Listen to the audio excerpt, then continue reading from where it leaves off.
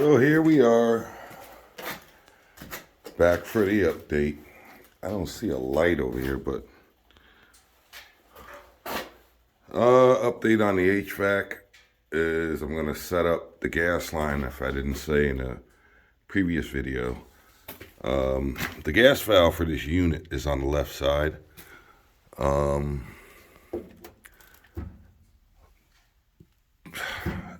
and Dumber, I think, put this grommet on this side, trying to encourage me, but it's not good. It's not going to work. We're not going to go that way. I also heard through the grapevine that their boss told them to get this job sheetrock ready because it's taking too long. Well, he is a fill in the blank. So back up a little and you can see how they have improved the installation. So they hooked up the return. But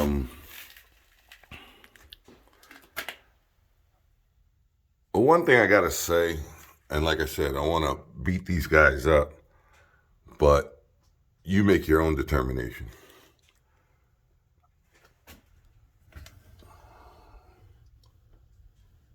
I'm just looking at this.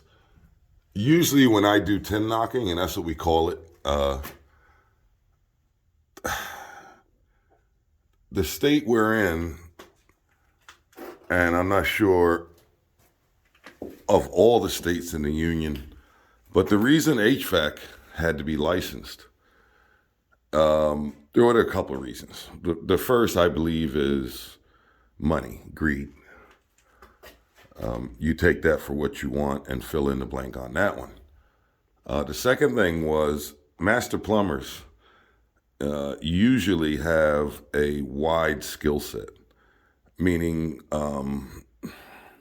we usually know wood, structure, steel, welding, you name it. I mean, you have to put pipes, besides adhering to the code, you have to run pipes through almost anything.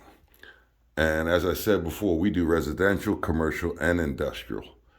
So it can be anywhere from being in the basement of a residence like this to, 60 feet off the ground in a warehouse, airplane hangar, or anything like that. So you really, after a number of years, it's a great spot to be in because you learn a lot rather than just going house to house and installing water heaters and pipe, especially industrial. I mean, I'm very thankful for what I learned in industrial.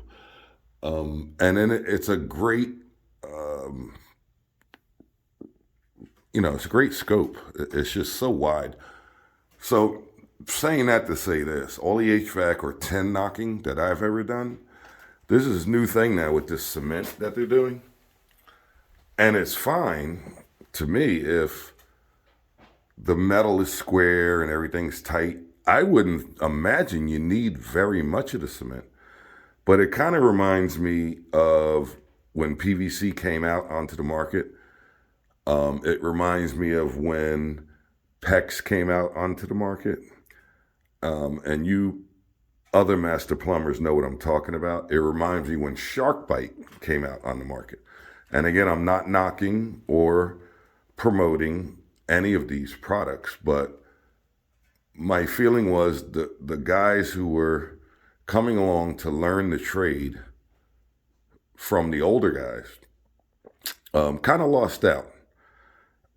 When you simplify something, you really increase the margin of error, I would say, or the ability or opportunity to take shortcuts. SharkBite is a great example. I've seen people SharkBite a whole house.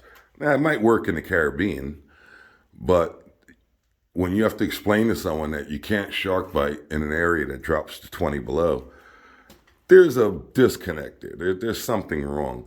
Now, most likely, if you read all the product documentation, you'd be okay. But I want to know what damn product documentation these guys read, these installers. I mean, we're looking at just sitting here, we're probably looking at a good $6,000, $7,000, just what we see. Probably close to it. I'm not going to say exactly because I didn't buy it. I don't know, but I've bought these units and installed them and built the metal. I mean, we've gone. These are the two halves that come in the box. You snap them together. I remember back when we used to bend this in a brake and actually make it. So they so-called simplified that you just buy it and assemble it. Yeah, okay. Also, back when I learned 10 knocking, the metal was way thicker. So it was less forgiving, I should say. When you made a mistake, you didn't want to. And again, it was all hammers and brakes, hand brakes. Nothing was hydraulic. So now they simplified it, and it kind of reminds me of the whole shark bite, PVC, PEX deal, where they're quick and fast, get in, get out. And a lot of people, again, jump in it for the money. And I'm going to use my famous phrase here: take pride in what you do. Because this is just an example of, I can't even put it together. It's beyond me.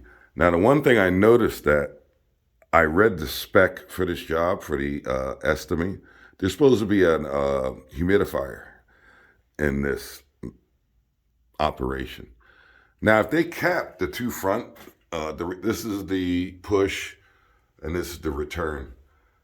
Now, if I remember correctly, most of the humidifiers are 6-inch round. You hook it up to the return and the feed and the updraft or whatever you want to call it. So where is that going to go? So I'm looking at this and I'm thinking, well, here's a spot you can get a 6-inch pipe or an 8-inch pipe. Here, most likely not. So I'm going to take a wild guess that when they cap these two off, there's going to be a blank, that they're going to put the humidifier right on the front of this. And if I show you a shot going this way of how much room this mechanical room has, that means that humidifier is going to hang out about here. That means when you put the door on this room, you won't be able to open the door in. You probably have to do a double door open. It's just, this is, to me, and again, I'm not knocking the guys. I think they're trying to make money. This is management. This is procurement. This is planning, logistics. Whoever is responsible for that has failed because they haven't given the customer, and this customer paid a lot for the system. I saw the paperwork. And I saw the checks he wrote out. Now imagine they're doing this for an engineer. And they got, like I said before, 6 guys fired off of this job. They send the A-team in, and the A-team is just a notch above the guys who do. And what has happened, from what I understand, the Keystone cops that they fired did a bunch of sites like this. So now these poor guys on the A-team are running around like chickens with their heads cut off, trying to correct all the mistakes that the other 6 guys made. So again, I boil it down to management.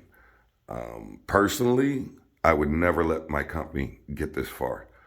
I try to correct stuff along the way. I'm not perfect, but I try to catch stuff. And maybe you've heard me say in another video, that's why I've never had a violation other than that stupid S-trap. And it bothers me because it's the only violation we've ever had. And that's in 3 licenses, 3 master's licenses. So I don't know. It's heartbreaking. It really is. So on to other things. But I just wanted to give you an update on this because some had commented like they've never seen anything like this. I haven't. This is like one of those horror movies, a good one. As the movie goes on, it gets scarier. So, I don't know. You guys tell me what you think in the comments. I've said this before, and I hate to be like this. I wouldn't let these guys put an air conditioner in my window. So, see ya.